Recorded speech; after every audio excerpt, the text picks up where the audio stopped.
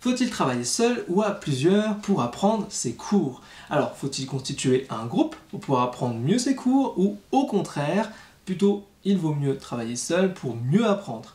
À votre avis? C'est une vraie question. Donc à travers cette vidéo, je vais justement répondre à toutes ces questions. Donc je t'encourage à regarder toute la vidéo en intégralité pour te faire une idée.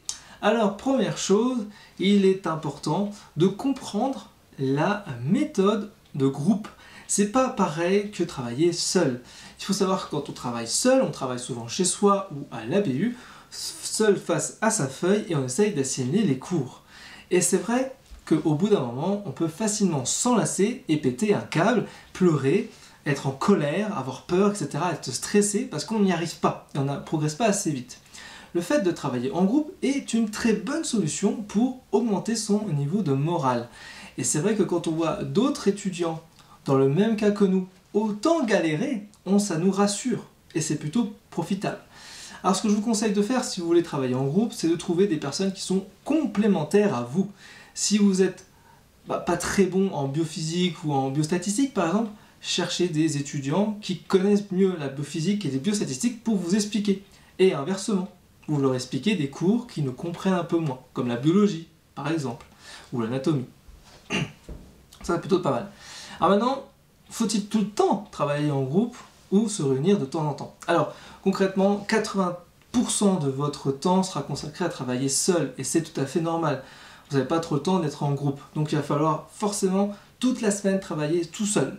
Par contre, c'est intéressant de se regrouper environ 2 fois par semaine, une petite heure, avec votre groupe ou différents groupes pour réviser. Alors ce que je vous conseille, c'est de ne jamais être un groupe de plus de 4 personnes, parce qu'au-delà de 4 personnes, ça crée un brouhaha, et du coup, vous ne pourrez pas réviser, puisqu'il y aura toujours des distractions. Vous pouvez parler de telle ou telle histoire, du coup, vous oubliez d'apprendre des cours.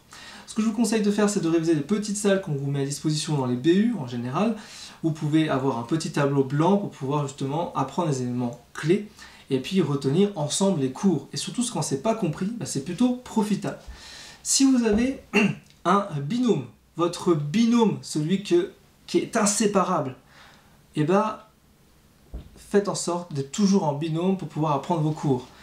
Vous pouvez même vous alléger vos séances de révision en créant un planning commun, et ça vous permettra justement de savoir que dans votre planning, vous avez des périodes où vous êtes en binôme, et du coup ça vous conforte sur l'émulation, c'est-à-dire apprendre plus rapidement et plus efficacement. Et vous savez qu'en un temps imparti, en étant deux, vous êtes obligé d'apprendre. C'est obligé. Vous n'avez pas le temps de papoter. Et c'est plutôt pratique ça.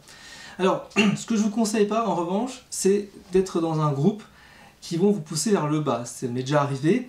J'avais déjà essayé d'intégrer un groupe en PACES qui me portait vers le bas. C'est-à-dire qui n'arrêtait pas de me dire « Mais non, ça c'est pas important à connaître, ça tombera jamais, ça c'est pas important, voilà ». Qui vous rabaisse vers le bas, c'est-à-dire voilà, tout simplement pour essayer de vous prendre la place. Ça faut le détecter, c'est pas si simple, mais voilà.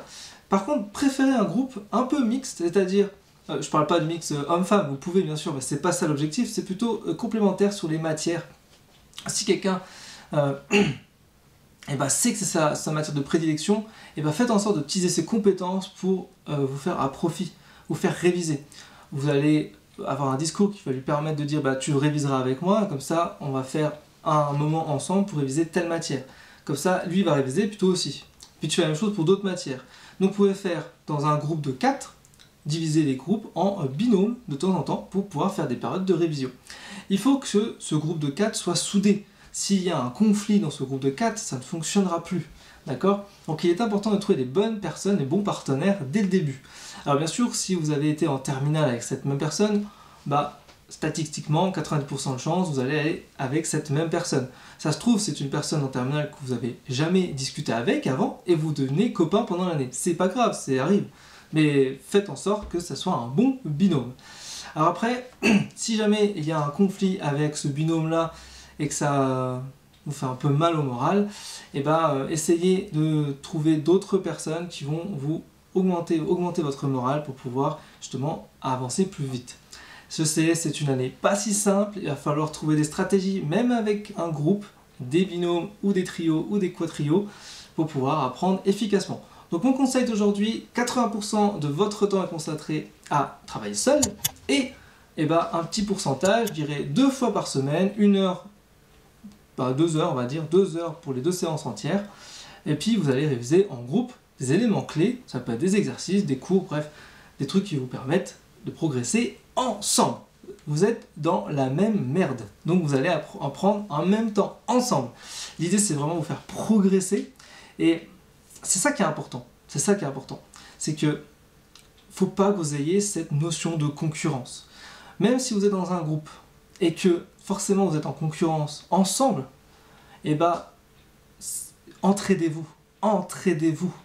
Moi, pour ma part, dans mon groupe, on était 4-5, je crois être, oui, il me semble que j'étais le seul à être passé, j'étais en primant, et une très grande partie de mon groupe était des redoublants. Donc j'imagine leur morale à l'heure actuelle, où ils n'ont toujours pas réussi leur année, ça a dû être terrible. Donc on s'est entraidé dans ce groupe-là, en sachant que sur ce groupe de 5, peut-être qu'un seul réussirait. D'accord ? Et c'est vrai que c'est pas simple, parce que moi personnellement je pensais pas que moi j'allais passer, parce que concrètement ils étaient beaucoup plus forts que moi. Comme je l'explique, c'est pas le fait d'être plus fort, c'est d'être plus malin. Ils connaissaient énormément de choses, ils savaient faire tous les cours, ils les comprenaient, les questions, tout ça, ils arrivaient à tout assimiler très bien, mais au niveau des QCM, c'est là que ça bloquait. Et moi j'ai fait tout l'inverse. Les cours, j'arrivais pas trop à les assimiler, mais moi j'ai appris les stratégies de QCM. Et je pense que c'est ça qui a dû faire la différence. Donc, dans un groupe, faites en sorte de vous entraider, de ne pas être en concurrence, et ça vous permettra d'avancer beaucoup plus vite et avec le moral. Donc voilà, j'en ai fini avec cette vidéo. Je te souhaite une excellente journée, à très vite pour une prochaine vidéo. Ciao, ciao.